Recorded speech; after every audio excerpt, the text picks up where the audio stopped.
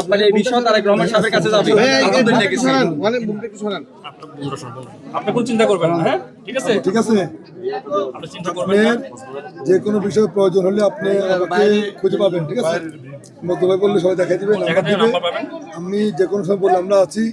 আমাদের জেলা বিএনপি আছেন, আমাদের আরো নেতৃবৃন্দ আছেন, এখানে কেন্দ্রীয় নেতৃবৃন্দ সবাই আসবে, এবং বিএনপি পরিবার আছে আমাদের, ঠিক আছে। এই বিষয়ে আপনার কোনো টেনশন বা কোনো, আমাদের দলের চেয়ারম্যান তারেক রহমান সাহেব তিনি আমাদের বিএনপি পরিবারের নেতৃবৃন্দকে পাঠিয়েছেন। পাশাপাশি আমি ফেনী একের এমপি নির্বাচিত হয়েছি, আমাকে ওদের সাথে পাঠিয়েছেন। আপনার বিষয়ে যা যা করা প্রয়োজন ইনশাআল্লাহ বিএনপি পরিবার এবং আমি আপনার পাশে আছি। তারেক রহমান সাহেব আছেন, যা যা করা প্রয়োজন আপনার এবং আপনার ছেলে মেয়েদের জন্য ইনশাআল্লাহ আমরা করব। আমাদের ঘটনা শোনার আগেই বিএনপির চেয়ারম্যান উনি জেনেছেন, জানার সাথে উনি আমাদের নির্দেশ দিয়েছেন যে মজনু ভাইয়ের সাথে কন্ট্যাক্ট করে এবং জেলা বিএনপির সাথে কন্ট্যাক্ট করে দ্রুত এখানে আসছে।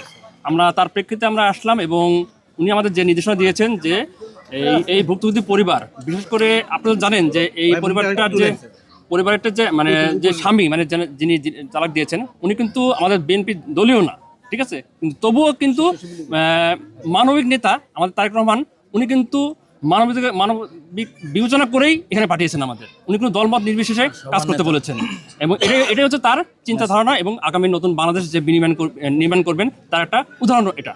তো আমরা এসেছি এবং এই ভুক্তভোগী পরিবার এবং ওই যে তালাকপ্রাপ্ত যে মহিলাটা ওনাকে বলেছি যে আমরা তার পাশে আছি এবং তার যে যা যা লাগবে বিশেষ করে তার ছেলে মেয়েদের পড়াশোনার জন্য উনি প্রচণ্ড চিন্তিত।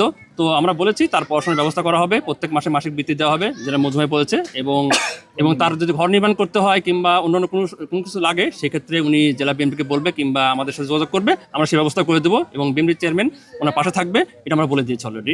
তারেক রহমান সাহেবকে ধন্যবাদ। আমার কাছে এগুলো খুব ভালো লাগতেছে। আমি দানের শীষে ভোট দিয়ে কোনো ভুল করিনি, আমার কাছে ভালো লাগতেছে, আমি সঠিক কাজ করছি। তারেক রহমান সাহেবের আমার পক্ষ থেকে আসসালামু আলাইকুম।